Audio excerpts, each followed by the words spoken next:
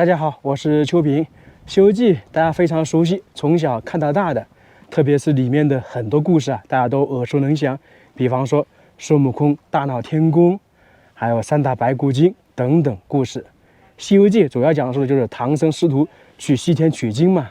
那其实早期的故事啊，唐僧是一个人出发的，特别是他在女儿国啊，跟当时的女儿国产生了一段没有结果的爱情故事。那么在《西游记》当中，女儿国是存在，现实中的女儿国是否真的存在呢？其实真的有啊。按照《大唐西域记》记载，唐僧当时就来到了西域的女儿国。很多人都一直认为啊，《西游记》是一部神话故事，但是《西游记》当中很多故事呢，都是根据原型，都是有本身存在的。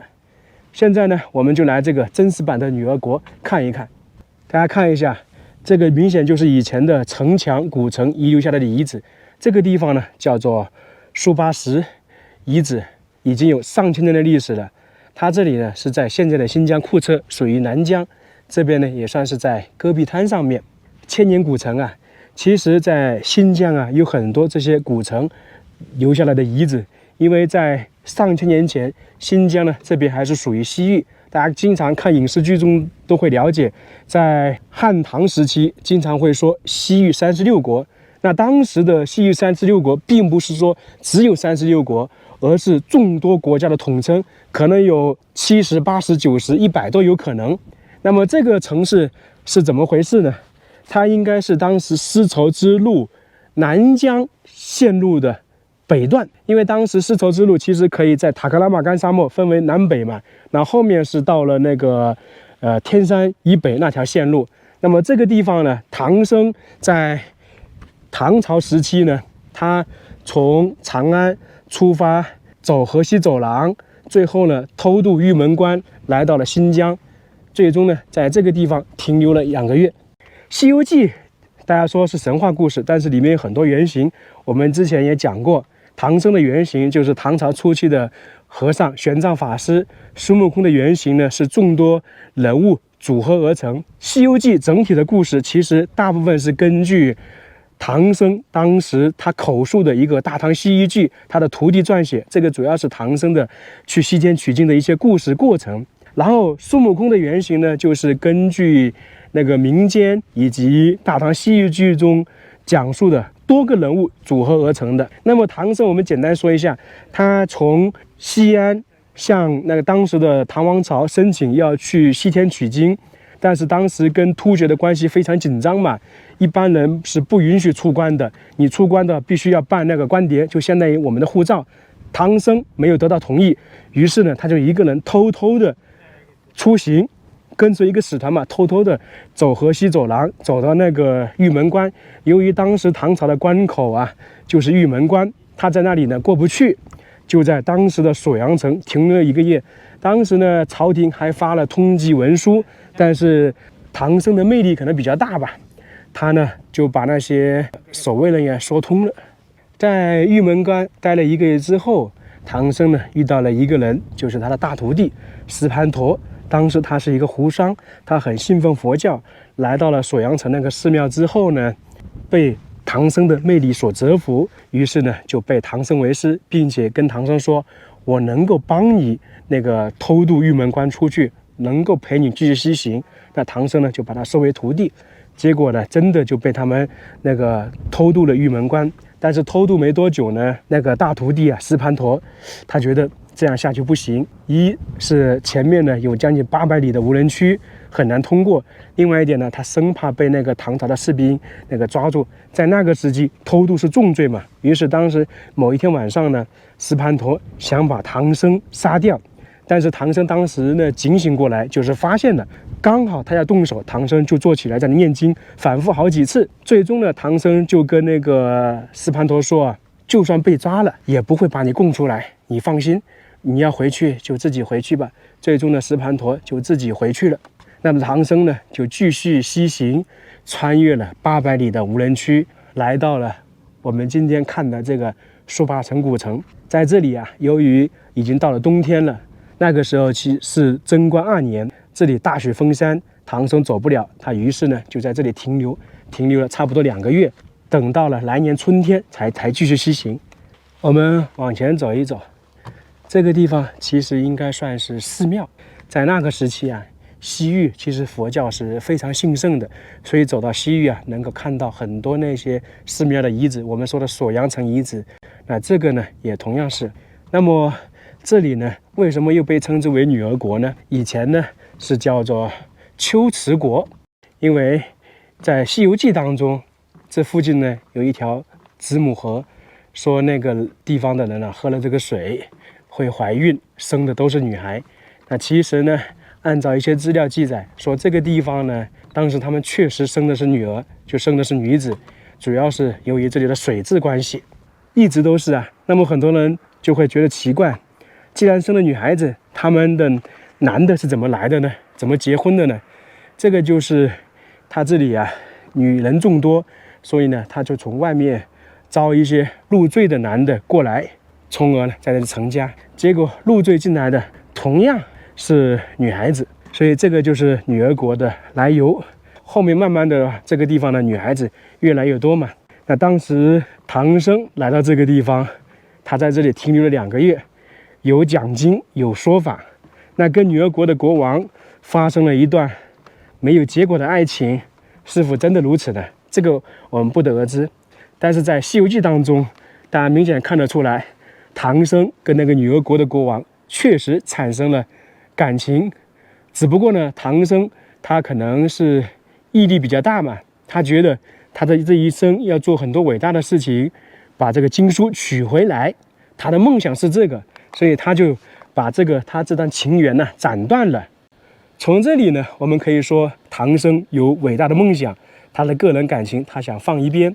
但是呢，反过来说，唐僧这个人呢，就是比较狠，对别人狠，对自己也狠。这样的话，唐僧呢，他在这里待了2个月，可能差不多就继续去西天取经了。那这个地方呢，是以前的西寺啊，就我们说西佛寺的一个大殿，大家看起来很大吧？应该是这样直接过去的。它里面呢有佛塔、殿堂、树间、房屋组成，是一个长方形。我们现在明显看得到，在几个角呢还有墩台，在外面呢还有个佛塔。等一下我们可以看到，他当时西佛寺也好，东佛寺也好，唐僧应该都在这边讲经。我们要说一点，不得不佩服唐僧啊，他的人格魅力真的是非常大，一路呢遇到很多困难都有贵人给他帮助。这是有几个原因，一个呢是唐僧这种梦想，他给人说出去之后，很多人都佩服他，因为他一个人西行万里嘛去取经。另外呢，一个是他的学识、他的谈吐、他的人格魅力、他的长相，都是他成功的一些关键因素。唐僧是公认的美人子啊，所以才会女儿国喜欢他，后面的很多妖怪都喜欢他。这个城市啊，其实是在大山脚下，远处啊不知道属不属于天山的余脉。这个地方依山傍水，旁边呢有一条河流，我们常说的子母河。其实我们走了很多地方，也经常说，从古至今，大家建城、建村、建房啊，基本都是靠近水源，有水才能生活嘛。而在这个地方呢，它是依山傍水，因为在旁边呢就是塔克拉玛干沙漠，在这些地方，那肯定是要寻找水源、有绿洲的地方。所以大家看南疆的城市，基本上是沿着塔克拉玛沙漠南线这样建过去，以及北线这样建过去。那这个地方呢，选的位置啊挺好，但是啊，这个地方成也是因为有这个依山傍水，那么这个城市消失也是依山傍水。等一下我们再说。大家看一下，身后就是那个遗址啊。我们走入河西走廊，可以看到很多遗留下来的建筑，长城，还有那个汉唐时期的古城，基本上啊都是属于夯土结构、黄泥土的。我们在南方看到的很多遗留下的建筑啊，属于木头的。在山西很多地方看到的是砖结构。那么其实呢，这有几个原因。第一点呢，就是说这里属于戈壁滩。基本上没有石头，也没有木头，只能呢用夯土建成。可能在这个房屋里面呢，会弄一些木头，都是从其他地方运过来的。我们在南方可以看到很多建筑啊是由木头建造的，但是大家发现没有，在南方，包括整个中原大地，或者说我们全国那个汉唐时期的木质结构建筑啊很少，只有为数不多的几座。这主要是由于啊一个木头相对来说保存不了那么久，还有一点呢，在中国古代经常是有战乱、王朝更替。只要是王朝更替，很多建筑啊都会被毁掉了，被烧掉了。所以我们看到很多建筑是说始建于那个汉唐时期啊，重新修建于清朝，这就是这个原因。那么在戈壁滩上面，正是有了夯土结构，这些建筑啊，这些遗址可能才能保留下来。你如果是木头，早就没有了。因为这个地方缺雨少水、干旱，那么这些城墙呢，经过上千年还有可能保存下来。古城呢，它是建立于魏晋南北朝时期，兴盛于隋唐啊。那后面呢，大概是到了元朝时期吧，这地方差不多消失了。为什么？大家看一下，后面呢是高山。尽管说这个地方缺雨少水，但是这个气候肯定会有变化的。大家都说唐朝兴盛是由唐朝初期几个皇帝非常厉害，这有一部分原因。但是大家发现没有，唐朝兴盛吐蕃盛，唐朝衰落吐蕃衰落。这个呢跟皇帝有关，还有一个跟天气有关。气候好了，那么当时中原王朝也好，还有吐蕃也好，他们种植粮食的产量就多。大家都知道，古代的话，你得有人，那么有粮食，基本上才能兴盛。所以大家看一下，仔细研究一下天气。唐朝初年，那个粮食呢产量就非常多。那么天气变暖，就会造成一个因素，雨水变多。那么这里呢又是高山，前面又是河流，它这个古城呢是整个在一个斜坡上面，后面是大山，而且呢大家明显的看得出来，这些山跟我们在南方看的不一样，上面没有植物，如果有雨水的话，很容易滑坡，很容易产生泥石流。那么这个古城呢，就是由于这个原因造成的，就是某一天呢，这里爆发了大雨或者是暴雨，长时间的，导致呢山上呢有山洪下来，而且是大规模的，进而呢一夜之间把这个古城淹没掉了。那么这个女儿国呢就消失了。大家看远处那个高山是非常高的，旁边还有个大的峡谷，在这里附近还有一条河流。到现在呢，山上一直还会有水下来。这是一个佛塔，在当时西域啊，或者河西走廊，我们一路看到的城市，都有那些寺庙佛塔。你在河西走廊比较有名的大佛寺，还有呢，我们锁阳城看到的唐僧在那里待了1个月讲经说法，这里是2个月。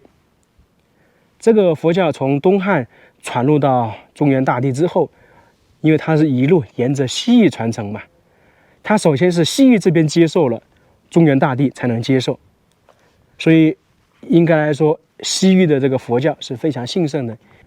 在佛塔旁边就是当时的僧房，僧人居住的。那么不知道当时的唐僧有没有在这里居住啊？我感觉非常有可能。我们刚刚看到那个是大殿，唐僧很有可能在那里讲经，然后呢讲完经，他估计呢就会在这里休息。所以说这个地方啊，在1000多年前可以说遍布了唐僧的遗迹。唐僧他取经是从这里去的，回来不知道是不是往这边回来的。假如说他回来的话，路过这条路，他一定会来这里。这里呢是他当时那个讲经的地方。如果按照《西游记》的说法，这里呢是他爱情开始的地方，同时呢也是爱情结束的地方。大家说是不是？其实站在这个地方，也能够想象出来1000年这里的热闹程度啊。看这里呢，以前都是房屋的，继续往前走，里面还能看到那些黄泥砖。新疆这个地方其实历史是非常深厚的，当时这里呢很多西域古国啊，而且呢又是当时东西方交流的一个咽喉要道，所以呢有很多文明。这是保存最完整的一个佛塔，坐北朝南，塔身方形，土坯垒砌，在塔基南面还有一个斜坡走道，宽3米，长14米。这里有一条河流，按照正常来讲的话，这就是子母河了。我本来还带了个瓶子啊，想装点水尝一下的，因为在《西游记》当中说，喝了这个子母河的水就会怀孕嘛。但是大家看这个水，现在是肯定不能喝的。很浑浊，这个是从大山里面流出来的水啊，不能喝啊。不知道什么时候会那个干净一点，大家看一下。我们刚才说，这个城市正是由于山洪把它淹没了，消失了。大家看看现在这个水都非常大，如果碰到连续长时间的下雨，这个就是很容易产生山洪的。这个地方现在看起来没有多大，遗址呢也没有剩下多少，但是玄奘西行，他既然在这个地方停留2个月，那么这个龟兹古国速八石还是有它的魅力所在的，要不然唐僧不会在这里待2个月。尽管说跟天气有关，但是也确实有吸引他的地方。这个古城我们就看到这里了，我们下个视频再见，谢谢大家。